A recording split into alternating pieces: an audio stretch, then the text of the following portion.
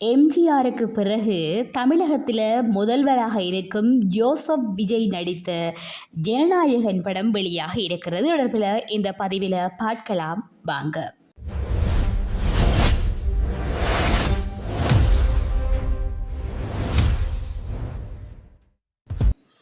எம்ஜிஆர் முதல்வராக இருந்தபோது 1977 அவரது 2 படங்கள் வெளியான நிலையில் சுமார் 50 ஆண்டுகளுக்கு பிறகு தற்போதைய தமிழக முதல்வராக இருக்கும் ஜோசப் விஜய் நடித்த படம் இன்று ஜூலை 23 வெளியாகியுள்ளது.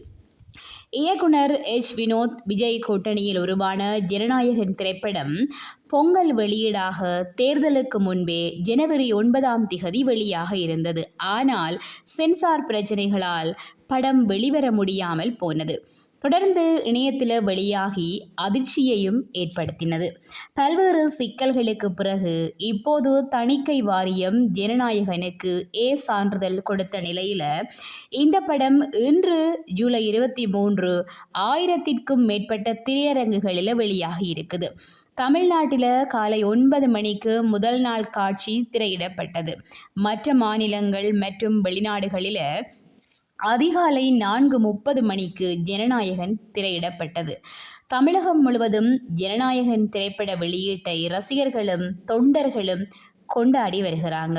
தற்போதைய முதல்வராக இருக்கும் விஜயின் கடைசி படம் என்பதால் ரசிகர்கள் கொண்டாட்டத்துடன் வருத்தமும் அடைவதாக தெரிவித்து வராங்க.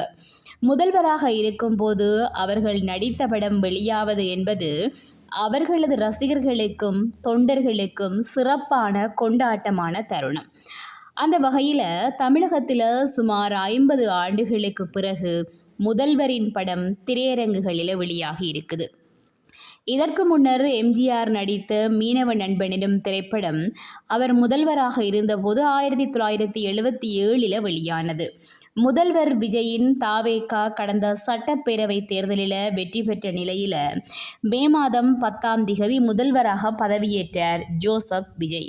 அவர் பதவியேற்று 2 மாதங்களுக்கு பிறகு அவர் நடித்த ஜனநாயகன் படம் வெளியாகியுள்ளது. 1977 எம்ஜிஆரும் முதல்வராகி 2 மாதங்களுக்கு பிறகுதான் அவரின் மீனவ நண்பன் படம் திரையரங்குகளில் வெளியானது. எம்ஜிஆரின் மற்றொரு படமும் அவர் முதல்வரான பிறகு ரிலீஸ் ஆகியுள்ளது.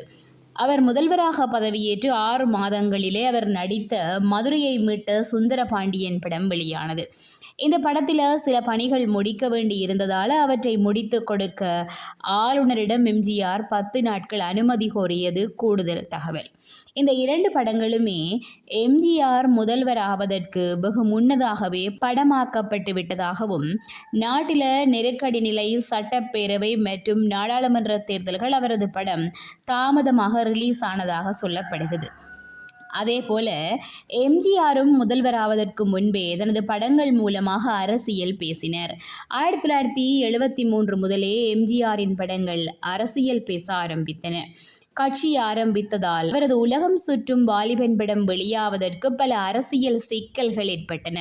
அந்த படம் வெளியான சமயத்தில் மக்களவை தேர்தல் திண்டுக்கல் தொகுதியில் அதிமுக வெற்றி பெற்றது. 1973 தொடக்கம் 1977 காலகட்டத்தில் மிக பெரும் அரசியல் ஆளுமையாக எம்ஜிஆர் உருவெடுத்திருந்தார். அதே போல விஜயும் அரசியல் கட்சி ஆரம்பிப்பதற்கு பல ஆண்டுகளுக்கு முன்னதாகவே தனது படங்களின் மூலமாக மக்களிடம் அரசியல் பேசினார்.